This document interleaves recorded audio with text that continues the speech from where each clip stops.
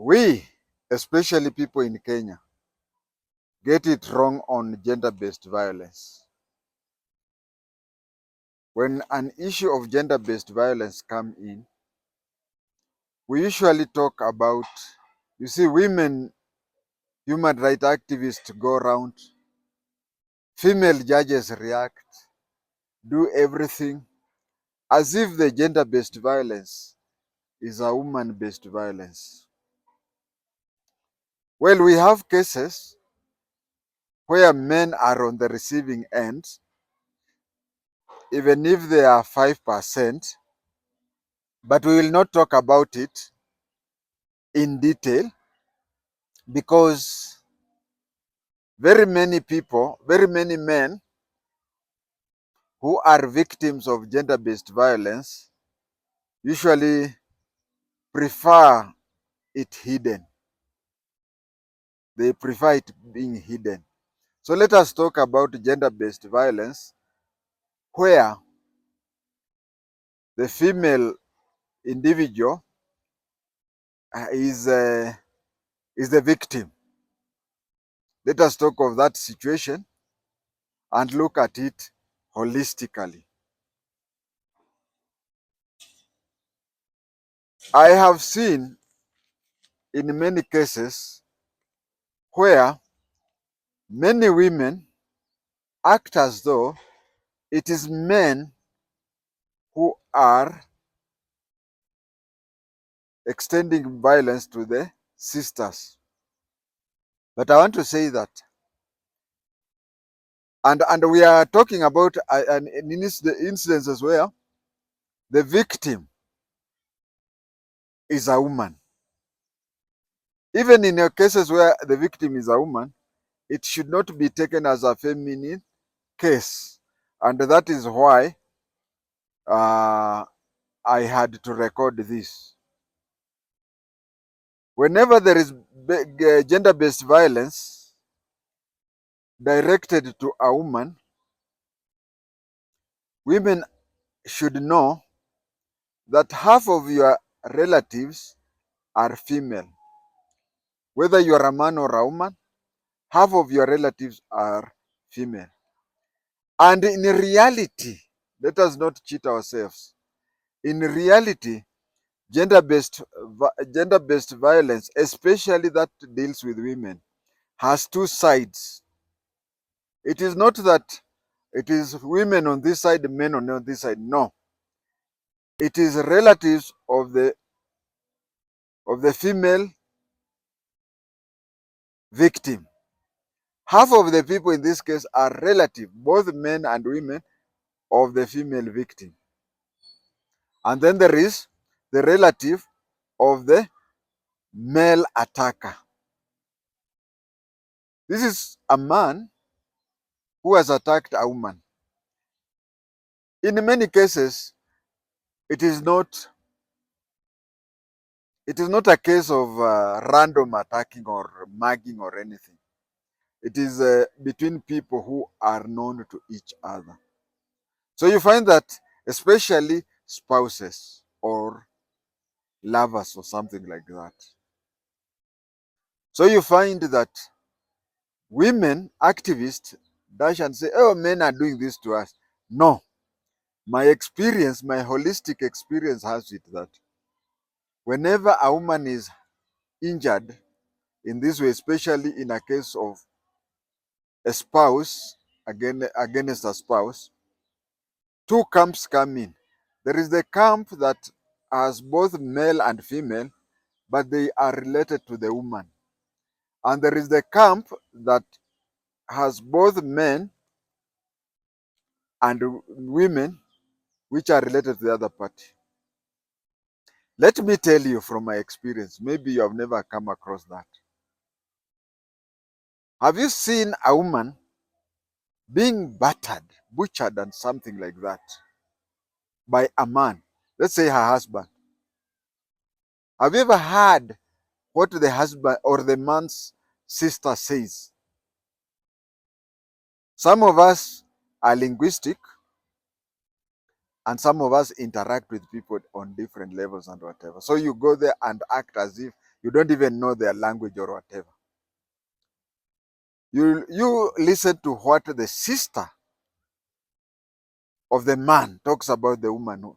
Wachana na yeye, hiki kimwanamke nilikikataza kwa huyu mtu, nilikataza my brother kwa hiyo, hiki kimwanamke kinataka kufunga ndugu yangu. And I want to say two things. The person who is talking is a woman, and she's blaming a fellow woman. Why? Because she's concerned that her brother will be jailed. She's not concerned that as a human being, leave alone a fellow woman or whatever. Even in cases, and to the best of my knowledge, I don't think I can remember any case of a relative being on either sides. So I've had that through experience as a police officer and as just in other capacities. You can see the hatred, the venom and whatever that the sister of the man has. Then again, the most, to me, at the age I am, the experiences I've gone through, the person who suffers most, of course, it is the lady with all her injuries and whatever. But the second person who suffers after her, it is her brother. Now, I want you to, especially you young people, both men and women, I want you to look at this way. Many women who are human rights activists say, men nowadays are killers and whatever. But here is a case where a woman has been maimed, just almost dying. Her brother, I just want you to feel. Actually, there are even occasions I've had just sitting aside, let's say 2 steps behind on the right or 2 steps behind on the left, observing that man ahead of me. After seeing the sister, it reaches a time I'm even confused. Whom do I sympathize with more? Is it the brother of the woman who has been butchered, or is it the woman? He really feels bad. You see, men are brought up to be their sister's protector. And it happens that when the sister is now married, the man now hands over the responsibility to the husband. I've been to several places. You find that a girl introduces a boy to her father, says, I want to get married to this man. Then her father calls her brothers or his sons and tells them, you see this man, angalieni vizuri. Next time you see him around here, jipatie shughuli, move away. I have approved of him. But before the father says that, and you are seen talking to the sister, ile kichapo utapata from that. But the time when the girl's father now calls the girl's brothers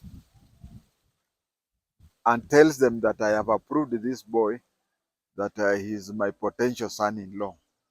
That is when he hands over. So the security of the sister and whatever is handed over during the, is it wedding? So when your sister is butchered, and I really want everybody to put yourself into the shoes of this man. You have protected your sister all your life, all her life up to this time. Nobody has even, leave alone touched her, even whistled to her. The person would whistle and start running away. And then there is a person who is legally now the custodian. He's legally the one who is supposed to protect your sister, and he has done this to your sister. Look, it even becomes hard, apart from greeting your sister, apart from touching her forehead to see if her temperature is high, and you're powerless. Maybe even that person has been arrested and is in the cells. You even go to the police station and say, "Ai, niko na visu tano hapa. Nifungulie niue huyu mtu watu alafu." You see, that is the brother to the woman. And the sister to the man. Hiki kimwanamke nilikiambia nini, niambie my brother achane nake. Na sasa angalia kinataka kufunga ndugu yangu. Now you get it why I say that it is not a side that one side is women and the other side is men. No, it is that it is one side, the woman's side, and the other side, the man's side.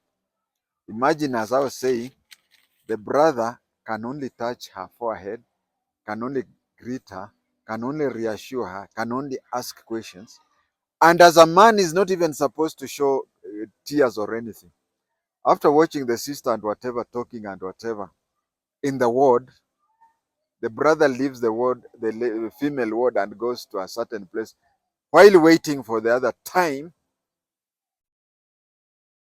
waiting for the other visitor's time, he goes behind the ward and starts crying.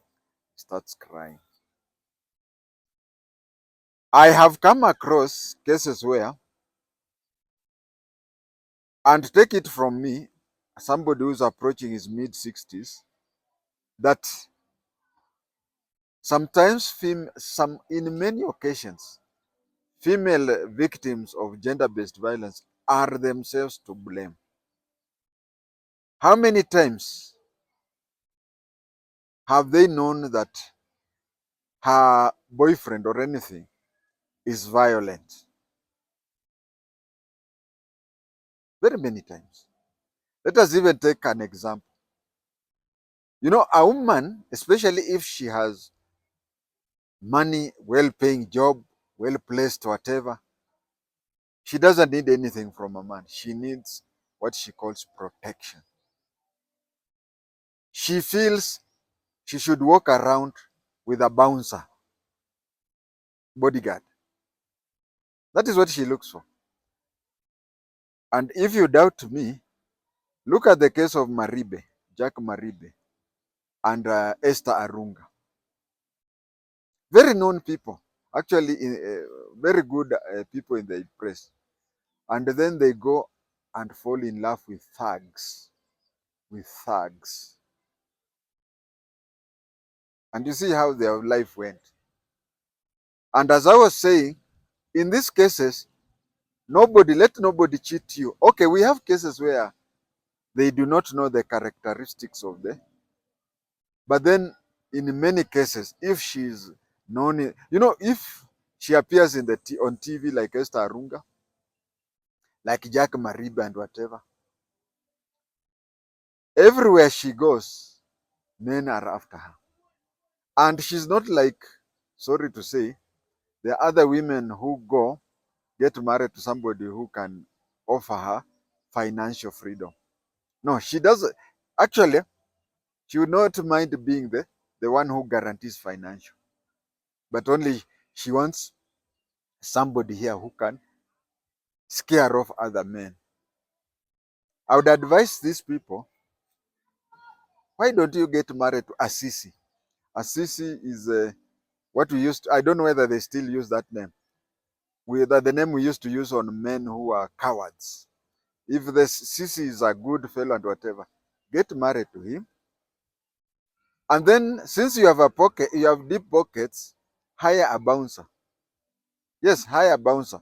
You may even walk at night with that bouncer in the streets and anything, and nobody will touch you. So that when it comes to love, there is that Sisi. But if it comes to security, you come to that bouncer. But you'll find that women, especially if they are good looking, women, if they have got deep pockets and whatever, they like falling in love with the rough people. A good number of them, over 40%, already know that that person is a sadist. And you tell her, especially if you are related to her.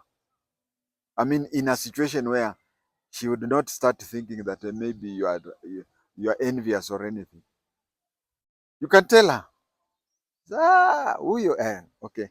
JMO namjua. I don't want to use another person. JMO namjua. Do you know that he takes bang? Do you know that he's very rough? Or namjua. The way he loves me. Hakuna kitu haizi.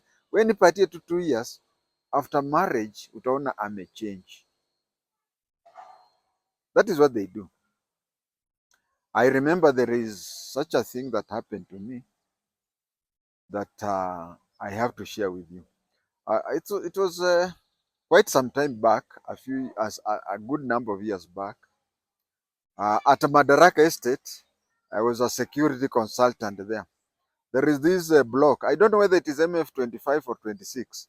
It is just next to, opposite MF 46, and it is just next to Strathmore University. One day, as I was supervising the watchmen, I heard some noise from that flat. I don't know whether it is 25 or 26, but door E, there was a lot of noise making, banging of the door, doing everything. I went there and found a certain lady who was not sober. I told her, you are making noise to everybody. If I'm at the gate and I can hear the noise, what about your neighbors? She asked me who I was. I said I was in charge of security in the estate. And she became so polite and said, okay, I hear you, whatever. She kept quiet. Then I went to maybe talk to the guards and so on. As we were talking, there she was. And you could see her giggling with a man. She came with a man and said, this is the fellow who was trying to harass me. The fellow told her, and the fellow was acting as if he's a bounce or something. Are you the one who was trying to harass this girl? I told him, I'm a former OCS. If you spend here the next 2 minutes, I'll go to Nyayo Stadium police station and come back with police officers to arrest you. The fellow heard that. He coiled his tail and went away. So you find that a good number of these girls, in fact, they are attracted to this person.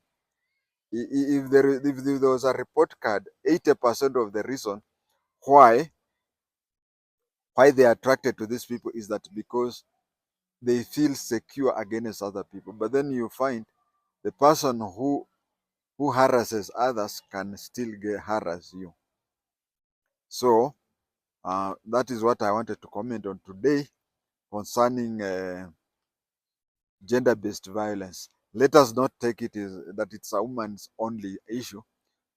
Whenever such a thing happens, and whenever anything else happens, it usually divides those affected into two. Irrespective of if it's a man or a woman, they will always side with their relative. And I gave you an example, 2 examples of a sister to the man. Imagine the man has really amefanya msichana amekuwa kiwete, has disabled the lady, but his sister does not reason does not take a lady's action. This guy is bad. This girl is bad. I even told my brother to keep off her. Now it becomes she wants him jailed. Not that no, no, not any other thing. She wants him jailed.